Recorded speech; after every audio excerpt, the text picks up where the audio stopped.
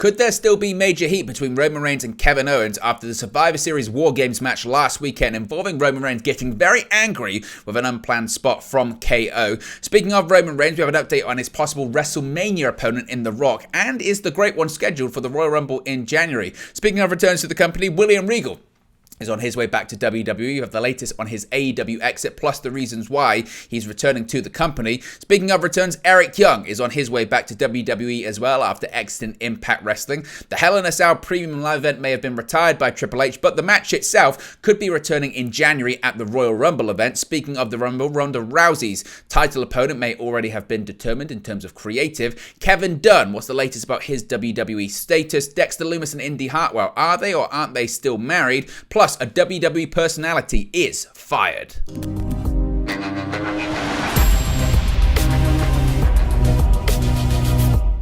Hey guys, welcome back to Wrestling News 365. Hope everyone is doing very well. As always, there are plenty of news stories to get into in the world of WWE, so let's start off talking about Roman Reigns and Kevin Owens. The two are seemingly set to face off at the Royal Rumble in January for the undisputed Universal Championship. However, stories and rumors about heat between the two continue to surface on social media and via several major outlets after an unplanned spot in the War Games match at Survivor Series last weekend.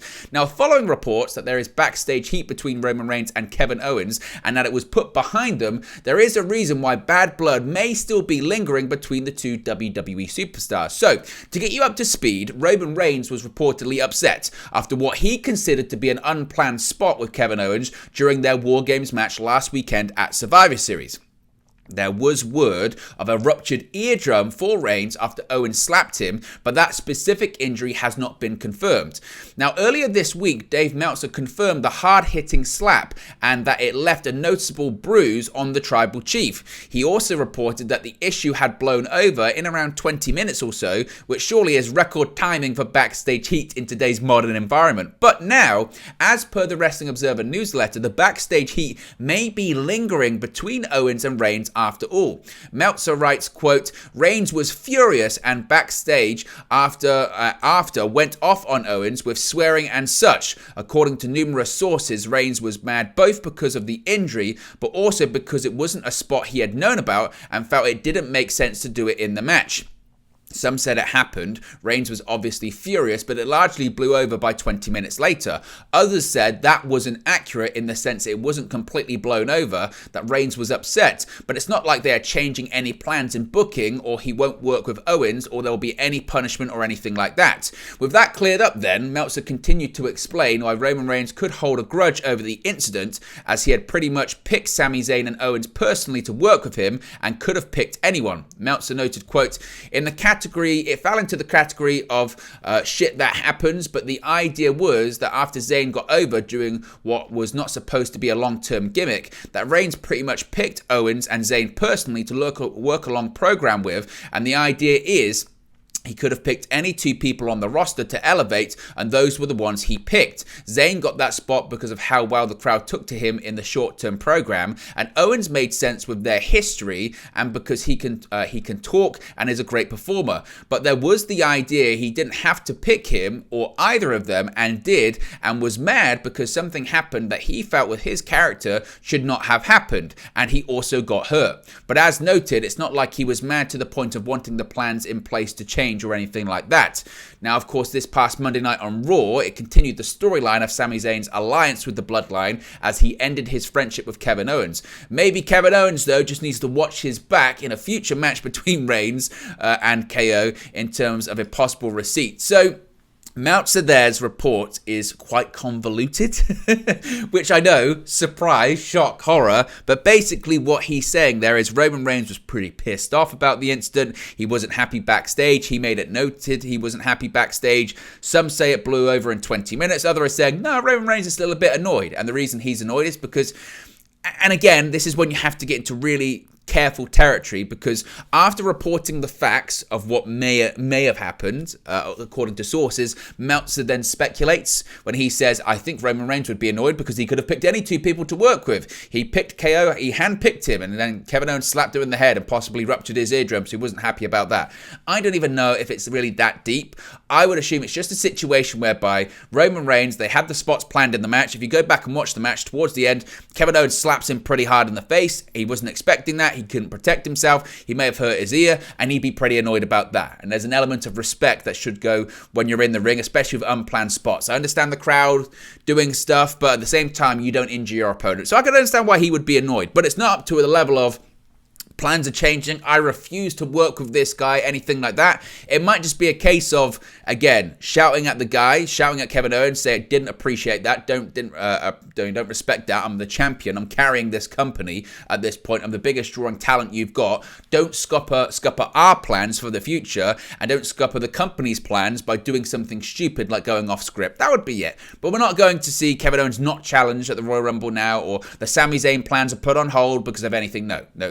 Monday Night Raw was evidence that the plan's going to continue forward. It's going to be KO versus Roman Reigns for the Undisputed Universal Championship at the Royal Rumble. It's going to be Sami Zayn versus Roman Reigns at Elimination Chamber in February in Montreal. And then come WrestleMania, who is Roman Reigns going to face off against? Well, it has been heavily rumored it could be the Great One himself, The Rock. Could The Rock be returning to WWE next year? Could he in fact be competing in the Royal Rumble match? Well, an update has emerged on the rumors of The Rock making a WWE return at the upcoming Royal Rumble Premium Live event, marking the beginning of the road to WrestleMania 39 and the first Royal Rumble event booked under the Triple H regime. The January 28, 2023 Premium Live event is already highly anticipated. WWE recently confirmed that the event has broken the record for the largest gate for a Royal Rumble event in company history. With so many eyes already on the upcoming show, many have speculated that some big names will make their returns at the event. Following reports that The Rock's in-ring return is penciled in for WrestleMania 39, there were rumors that the Hollywood star would first make an appearance at the Royal Rumble event to kickstart his feud with Roman Reigns heading in to the Showcase of the Immortals. In the latest edition of the Wrestling Observer newsletter, Dave Meltzer gave an update on the situation, noting that the idea has been discussed. Noting nothing was official as of this recording, Meltzer wrote, quote, "The idea was being talked about behind the scenes, but as best as we can tell, whilst rumours certainly exist within the company, as far as those who would be in a position to know, there is no real answer. If Johnson wants to do it and can be sold on the idea, it would be the most perfect scenario for the company. The only thing we were told is that the close to finalised plans for the WrestleMania main event need to be locked in by mid-January, and whatever involvement Johnson wishes to do and has time to do, they would like to be finalized by that date. Originally, the belief was that if his schedule would allow for it, Johnson would likely have his last match at Mania with Reigns, who is a family member.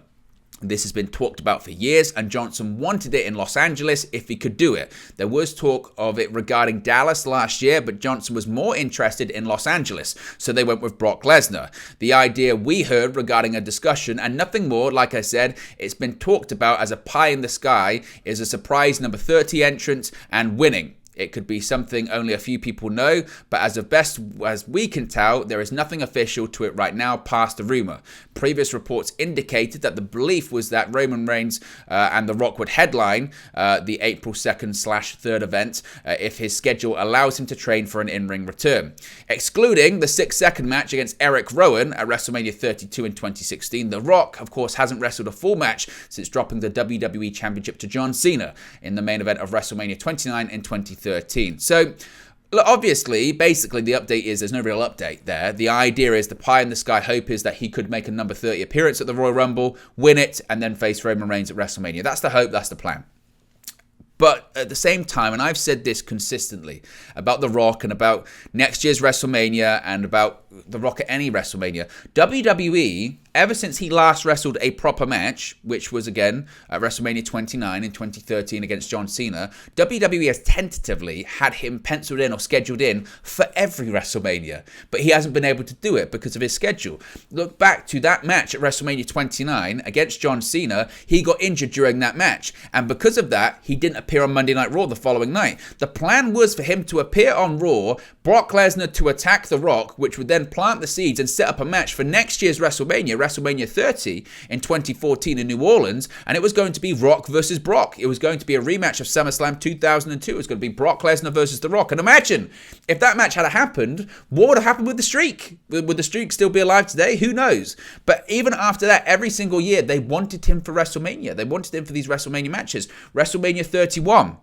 They wanted him to be involved in a match that year. They had him make an appearance, and the next year they wanted him to have a match at WrestleMania 32 against Triple H. That's what that whole segment of WrestleMania 31 was for, to promote and to hype up a match against Triple H in 2016 at WrestleMania 32. The Rock couldn't do it because of his schedule. WrestleMania 33 in Orlando, it was in Florida once again. They wanted The Rock to have a match. He wasn't available. 2018, 2019, they always wanted him to have a match, and because of scheduling and because of film commitments or whatever, he could never do it. Now, his schedule is open next year, pretty much January through April, and people want to ask for WWE. At the same time, it might not be for WWE because the XFL is relaunched next year and The Rock owns that league or co-owns that league. And that will start after February, or the build-up to it will start even before then. So that might be why, because he's running a professional football league. So who knows? Who knows?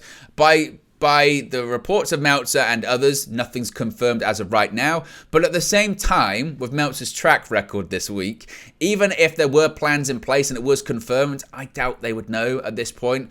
If The Rock is confirmed or penciled in, and only a handful of people would really know that by this point. And maybe it is just a case of The Rock saying provisionally, right now, I think I can do it. But stuff can change in the future. So to the point, I guess, that Meltzer's saying there is, it would have to be confirmed, especially the Royal Rumble part, that would have to be confirmed by sort of mid-January.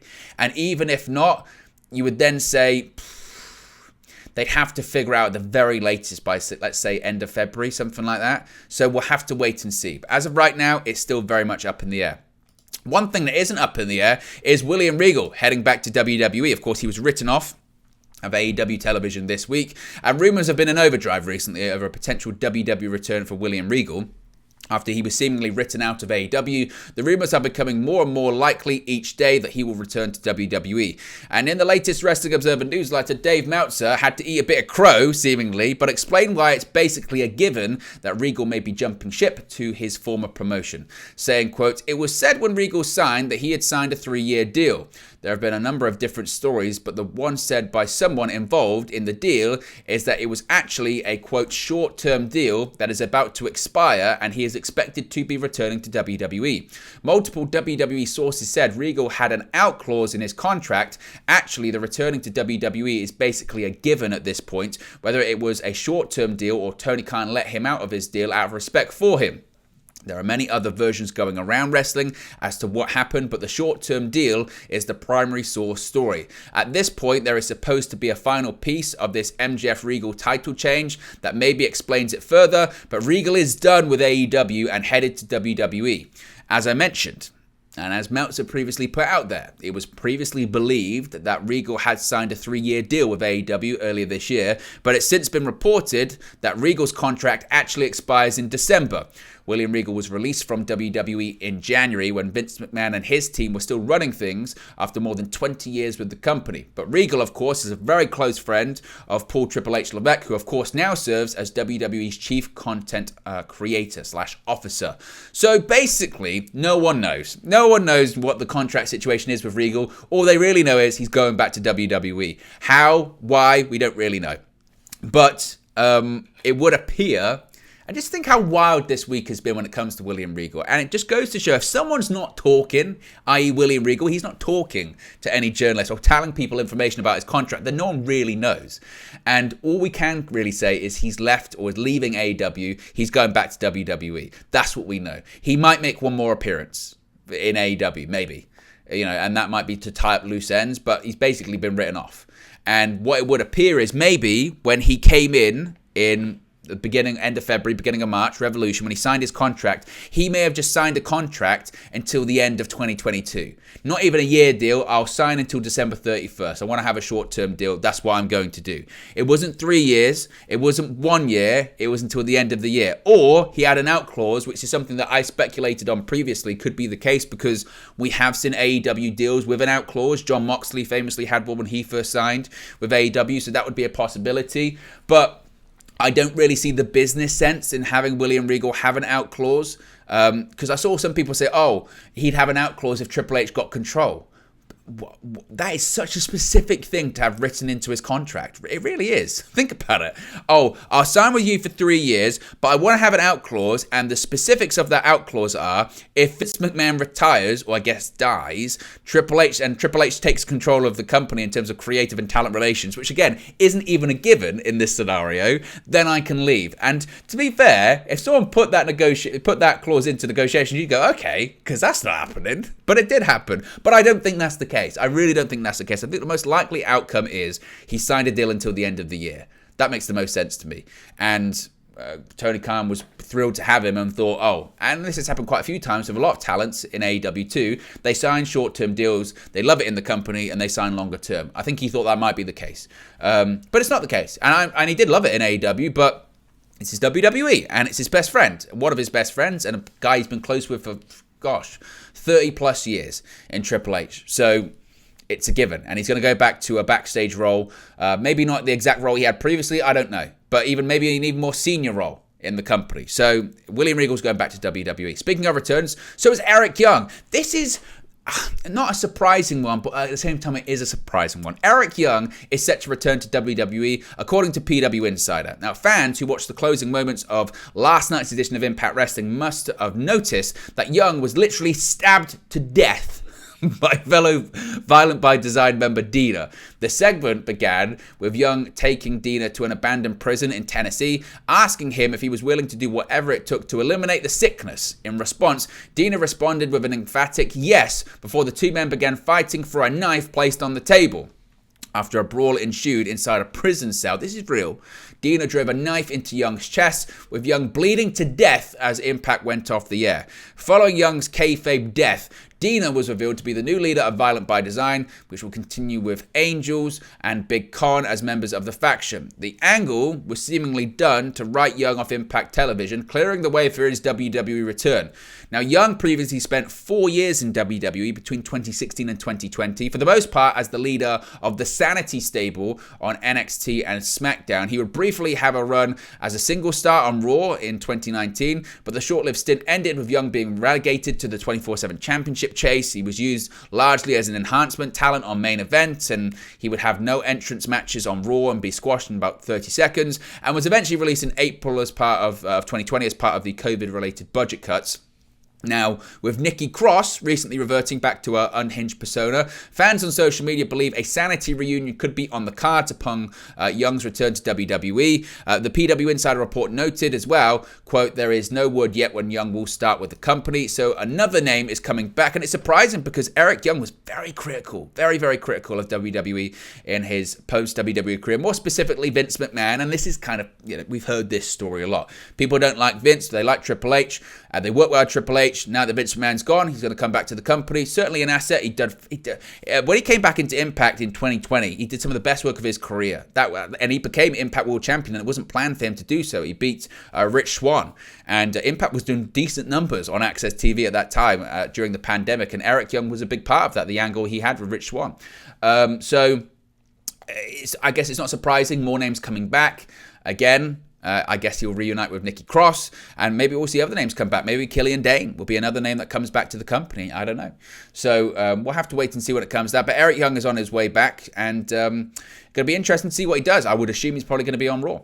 The Royal Rumble is taking place in January, and could we see a Hell in a Cell match being used at the event? As previously reported, WWE CCO Triple H has confirmed that the company plans to scrap the Hell in a Cell premium live event. The reasoning given is that the game wants the stipulation to be used when it's appropriate and not just have a show dedicated to the match.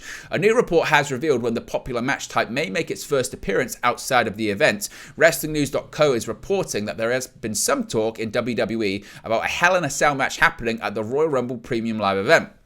This would mark the first Hell in a Cell match for the company since Cody Rhodes defeated Seth freaking Rollins in the steel structure at the titular event in June. The last Cell match to happen outside of the titular show was Bobby Lashley versus Xavier Woods, I believe. I think I might be wrong, actually. It must have been Seth Rollins versus Edge at Crown Jewel last year. I think that was in October, November time. So I think it's actually then. Of course, the Royal Rumble event will take place in San Antonio, Texas, as well from the Alamo Dome. Who could be involved in that match? Looking at storylines, it's difficult to say. I mean, maybe it could be Roman Reigns versus Kevin Owens, I suppose. It would depend. I'm trying to think of what match would be fitting of that. It's difficult to say unless there's a major return. I'm not sure. We'll have to wait and see.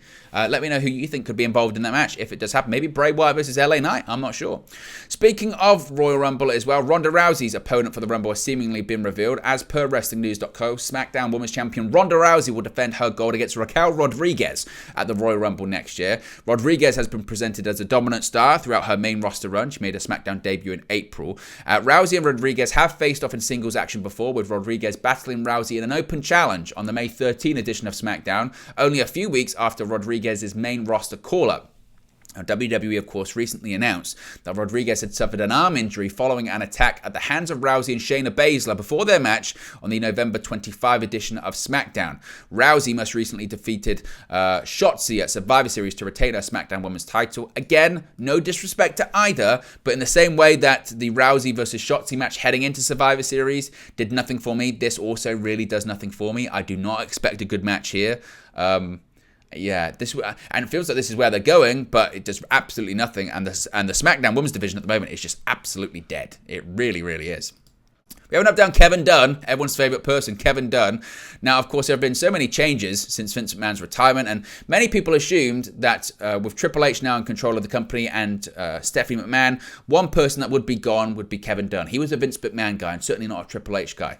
Despite speculation of another major departure, one name has seemingly remained under WWE's wing. Executive Vice President of Television Production Kevin Dunn was notably absent from the company's recent Survivor Series War Games Premium Live event, as confirmed by Sean Ross Sapp of Fightful Select. However, Dunn is still said to still be with WWE, and there are no plans for him to leave the company at the moment. Dunn's continued presence in the company was widely remained in question in prior months. In June, WrestleNomics' Brandon Thurston appeared on Busted Open Radio, claiming that now co-CEO Stephanie McMahon didn't get along with Dunn, and the two did not like each other. 2 signs later, though, Paul Levesque shared an interesting quote on WWE's new regime, indicating a positive sign for Dunn. He also said to ESPN he wanted to continue the legacy of WWE's foundation and expand with the wider team. But to be honest, again, as I've said a lot of time with regime change in WWE, this isn't going to happen overnight. I do expect Kevin Dunn to eventually leave and Triple H to bring in his own team. He's still actively doing that, but it doesn't happen overnight. So Kevin Dunn is still with WWE for now, but I think his days still will be likely numbered.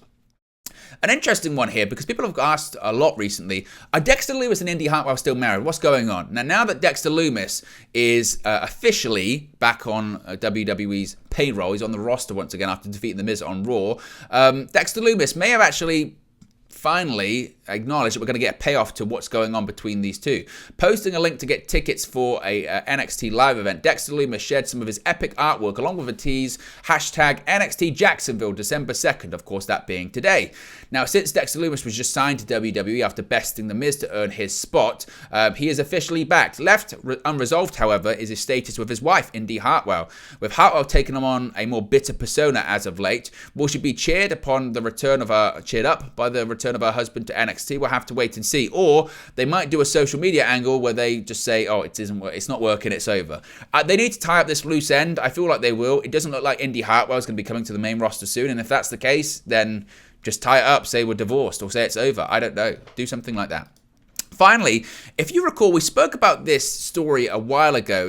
I think it happened in October or something like that. And it was a really bizarre story at a house show in Mexico City in late October. According to WrestlingNews.co, WWE personality Quetzali Bunez has been relieved of her duties with WWE after being involved in an incident at a house show in Mexico City, Mexico on October 30. Now, during the incident, reportedly Bunez, who was the host of WWE's YouTube show WWE Ahura, wanted to create create a moment for one of her friends, a wrestling YouTuber from Spain.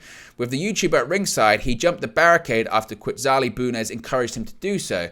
After that occurred, Byron Saxton, who was in the ring, called for security, but after Quetzali told him not to do anything, he seems to become annoyed at the entire scene. Bunez confirmed her departure from WWE via a video on her TikTok account, where she announced she was no longer with the company. As I mentioned at the time, I thought it was outrageous that she did this because it's completely against security procedures and it can be dangerous and it sets a wrong precedent. So I think WWE made the only call they could, and that was letting her go. So there you go, guys. That's the latest WWE news for you. Be sure to smash a like on the like button. Be sure to subscribe, bottom right-hand corner. Let me know your thoughts on today's WWE news stories in the comment section below, and I'll speak to you again very, very soon. Hey guys, thank you for watching, listening, streaming, or however you come across this video today. Be sure to click on the video on the right there to watch our next video, or click the bottom there to subscribe, or the bottom right hand corner. Thank you very much, and I'll speak to you again very soon.